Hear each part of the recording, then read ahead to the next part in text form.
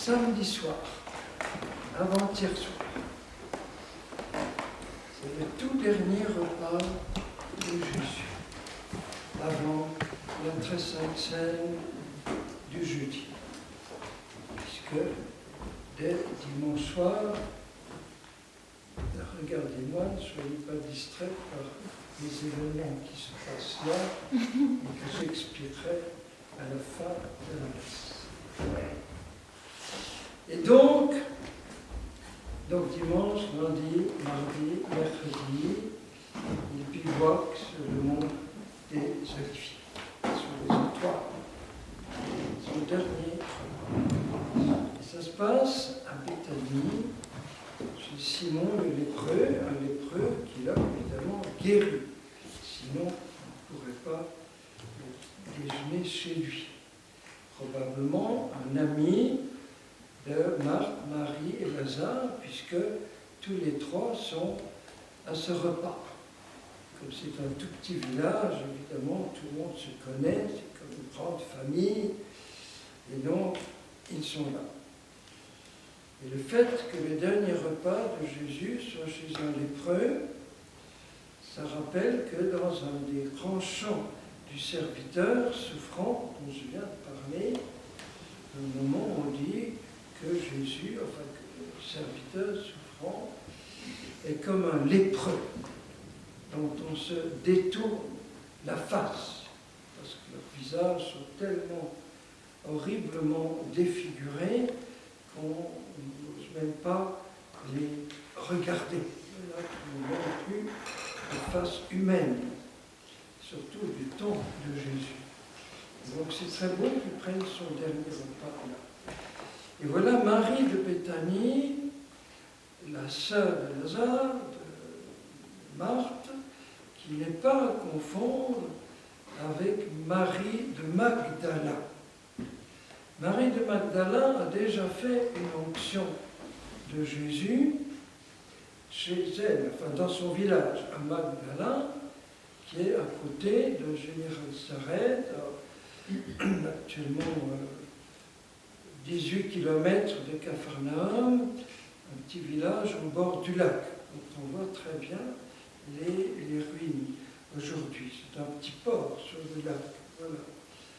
Et c'est là qu'a lieu cette première onction dont j'ai parlé dans l'enseignement ce matin.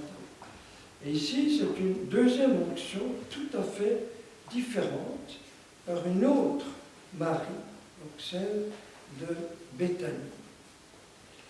Et l'onction de Magdala était liée à sa repentance, à son repentir, comme on l'a dit, à ses larmes. Et ici, ça va être une prophétie. Je vais y revenir dans un instant.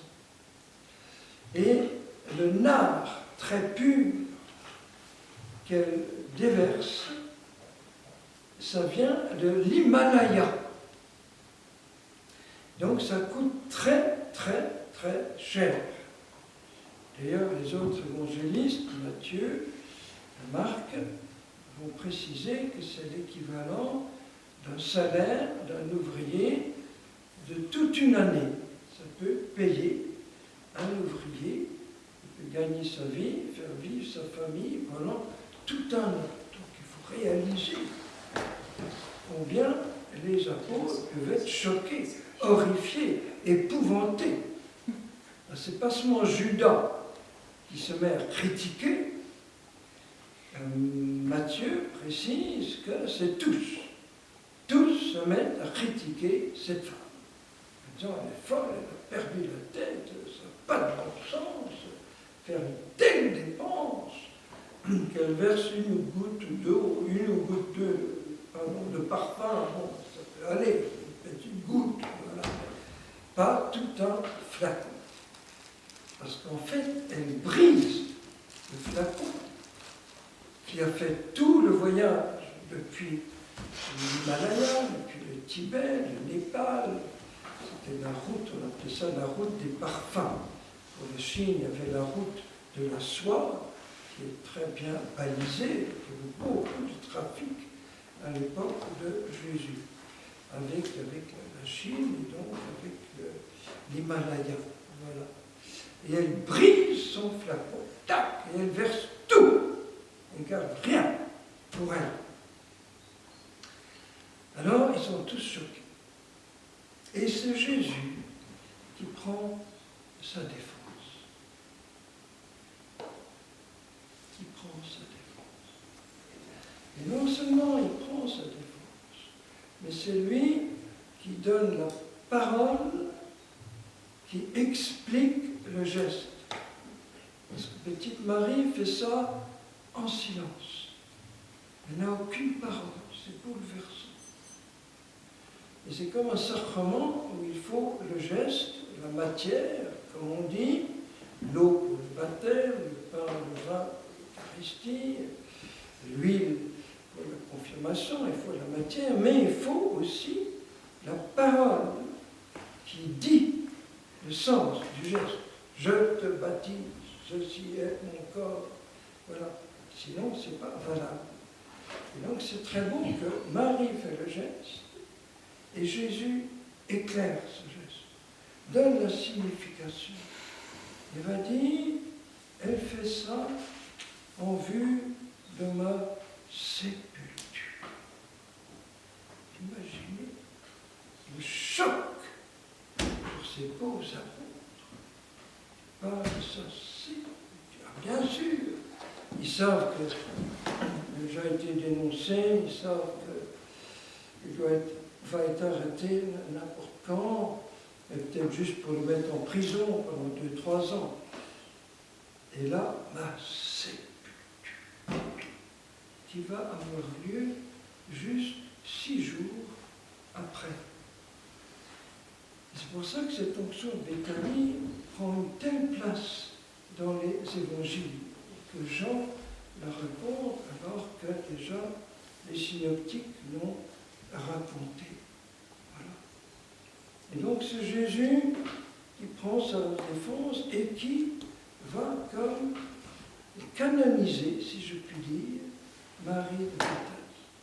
En disant, c'est en Matthieu, donc c'est dans l'évangile qui est correspondant, dans toutes les générations, jusqu'à la fin du monde, on racontera ce qu'elle a fait en mémorial de ce qu'elle a fait. Et Jésus emploie ce mot mémorial qu'il n'emploie qu'une seule autre fois pour parler de l'Eucharistie, pour instituer le sacerdoce. Faites ceci en mémorial de moi. C'est très mal traduit, on dit en mémoire, c'est beaucoup plus. La mémoire, c'est un geste qui actualise la chose, c'est beaucoup plus que juste se souvenir, se rappeler. J'espère que la nouvelle traduction du missel va rectifier cette quasi-hérésie, vous voyez, presque une hérésie, presque. Donc Jésus emploie pour cette femme le même mot qu'il va employer pour ses apôtres, dont il fait ses prêtres. Et c'est comme l'institution dans l'Église du ministère de la femme dans l'Église, qui est le correspondant féminin du ministère sacerdotal donné à l'homme. La femme représente toute l'Église. Elle, c'est l'Église qui est féminine. On ne dit pas un Église, du moins en français. En hongrois, je ne sais pas quelle est en Église, en français, c'est une Église féminine. C'est féminin. Alors, on dit le prêtre, le sacerdoce. Voilà. C'est tout le mystère de l'homme et de la femme, chacun dans sa grâce spécifique. Voilà. Et ce ministère de la femme est tout spécialement celui de la prophétie, parce qu'il a des intuitions. Jean-Paul II va définir la femme, quand il est venu à Lourdes avec ce mot extraordinaire, la femme est la sentinelle de l'invisible. C'est un mot extraordinaire de Jean-Paul II. sentinelle. Sentinelle, c'est-à-dire qu'elle voit en avance, elle pressent, elle sent beaucoup plus que l'homme, elle est beaucoup plus intuitive, beaucoup plus. Voilà. C'est comme ça que c'est une femme, Marie, et pas Pierre ou Matthieu, qui vont faire l'onction. Elle pressent que Jésus va être enseveli, et elle pressent que personne ne pourra l'embaumer dans 6 jours. Elle pressent ce qui va se réaliser. Les pauvres saintes femmes ne pourront pas voir le corps de Jésus. Ils ne pourront pas. Il faut faire toute vitesse. La première étoile du Shabbat se lève, parce que là tu ne peux plus bouger, tu ne peux même plus rentrer chez toi. Il faut faire toute vitesse l'ensevelissement. Et donc elle pressent ça. Et donc elle fait ce que les autres hiérophores ne pourront pas faire. Elle le fait d'abord. Et c'est ce mystère de la consolation. Parce que quand les apôtres disent, mais oui, il y a tellement de pauvres, on aurait mieux fait de donner ça aux pauvres, eh bien, non. Vous aurez toujours des pauvres avec vous. Moi, vous ne m'aurez pas toujours. C'est la dernière fois où je suis avec vous. Je n'ose pas vous le dire, mais si je vous le disais, eh bien, dans 8 jours, c'est fini. Je ne serai plus parmi vous. Donc profitez-en. Voilà pourquoi à JL, on choisit, même si ce n'est pas de confinement par ailleurs, on choisit chaque année de rester pour les fêtes de Noël, de ne pas être en famille, j'ai déjà dit ça à la retraite de Noël, et pour les fêtes de Pâques. On pourrait rendre tellement de services dans nos différentes diocèses et paroisses, faire tant de bien, eh bien, nous restons pour Jésus, pour consoler Jésus, qui est le plus souffrant, le plus pauvre, le plus délaissé, le plus abandonné, le plus rejeté. En plus, ces jours-ci, où Jésus est en hyper confinement, parce que toutes les églises sont fermées. On ne peut même plus aller adorer son corps, comme nous en avons l'immense grâce ici, chaque jour et chaque nuit. C'est impressionnant quand tu penses qu'il va y avoir personne à prier, sauf quelques prêtres religieux, devant les tabernacles. Et donc nous sommes là pour Jésus, pour le consoler, essuyer ses larmes. Et dans l'Église, c'est Marie de Béthanie qui ouvre la piste, si je puis dire, à toutes les consacrés, spécialement les moines, les moniales, les contemplatifs. Pourquoi? Parce que eux et elles ne voient pas sur terre le fruit, ils voient très peu le fruit du don total de leur existence. Elles brisent le flacon de leur vie et offrent tout d'un seul coup. Quand il y a 70 ans, j'arrivais à Clairvaux, vendredi dernier, quand je suis arrivé ici, ça m'a beaucoup rappelé mon arrivée à Clairvaux. Je m'avais accueilli avec tant de gentillesse et d'amour. Ça me rappelait l'accueil de mon frère. Mais je donnais tout d'un coup, toute ma vie. Je ne disais pas, Seigneur, je viens pour 6 mois, je viens pour un stage d'1 an, etc. Tac, je donne tout. Voilà. Et ils doivent attendre le ciel pour voir toutes les grâces obtenues pour toute l'humanité à travers ce don de leur vie. Elles sont déversées sur le corps du bien-aimé. Et toute la maison, dit Jean, est remplie de la flagrance, c'est un mot français, non, flagrance, fragrance, l'odeur, le parfum, toute la maison en est remplie. Toute l'église est remplie de ce parfum d'amour déversé par les consacrés, les ermites qui sont cloîtrés dans leur monastère et qui, grâce au confinement, ils sont encore plus confinés, donc c'est bien, ils sont encore plus avec Jésus. Et, mais il n'y a pas seulement les consacrés, il y a tout ce que nous donnons à Jésus. Une année jeunesse lumière, vous avez sûrement entendu des critiques. Mais c'est stupide, donner une année de votre jeunesse à Jésus, à l'Église. Enfin, quel gâchis de ce que vous pourriez faire pendant ce temps-là, toutes les études, le travail, le voyage, tout ce que vous faire, tout ce que vous renoncez. Mais quel gâchis! Exactement la réaction des apôtres, même des catholiques vont vous dire ça. Pourquoi donner une année? Eh bien, c'est le mystère de Marie de Béthanie. C'est magnifique. Il y avait une année, ou deux, ou trois. Tellement beau, ceux qui partent en coopération de plein d'années, dans des circonstances quelquefois très très rudes, très dures. On envoie en mission à Paray-Monial de 40 jeunes qui partaient en mission avec Fidesco de l'Emmanuel, qui partaient dans 20 pays différents, même des couples, des petits-enfants, dans des circonstances tellement dures.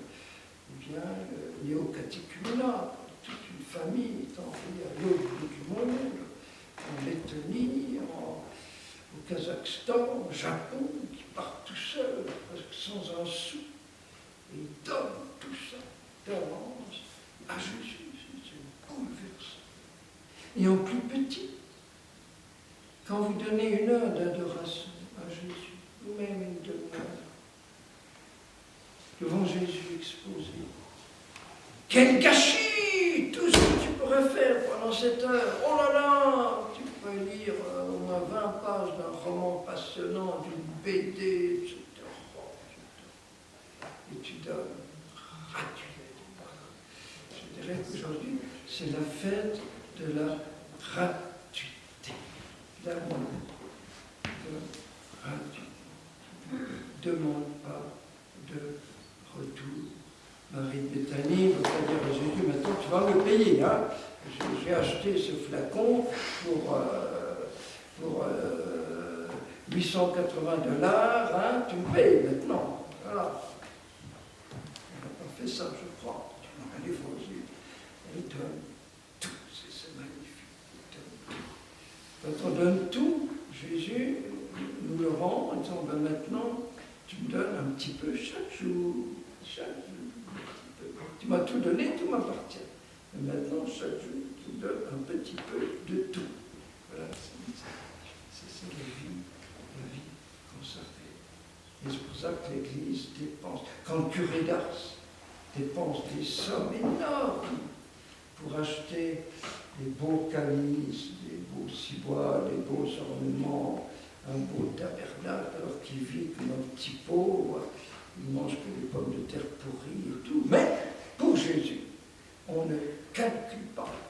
Vous voyez, je me souviens, il y a le congrès eucharistique à Lourdes où j'ai été ordonné. Le congrès eucharistique, c'est une énorme organisation parce que toutes les paroisses du monde entier, des dizaines de milliers de paroisses envoient un délégué, il faut payer leur voyage, il faut louer des grands temples, des chapiteaux, enfin c'est des grosses dépenses. Et je me souviens à Lourdes, mais il y avait des journalistes païens qui disaient, mais c'est ridicule, mais que d'argent dépensé. Pourquoi pour regarder un petit rond blanc. Voilà. Ridicule. Eh bien, on est ridicule. Voilà. Et toute la maison, pas seulement de l'Église, mais de toute l'humanité, est vraiment remplie de ce parfum merveilleux de l'agneau gratuit. Même un petit sacrifice, comme un petit sacrifice, c'est quelque chose qui ne t'est pas imposé. Ce n'est pas un ordre que tu as reçu. Donc tu le fais librement. Donc, par pur amour de Jésus, je fais un petit jeûne, je ne peux pas mettre du sucre dans mon café, alors j'aime tellement le sucre, c'est ridicule, c'est tout petit. Eh bien, pour Jésus, c'est immense. Ça ne m'est pas imposé, et je le fais gratuitement, offrir des petits sacrifices. Waouh, ça a vraiment du prix, et c'est vraiment Marie.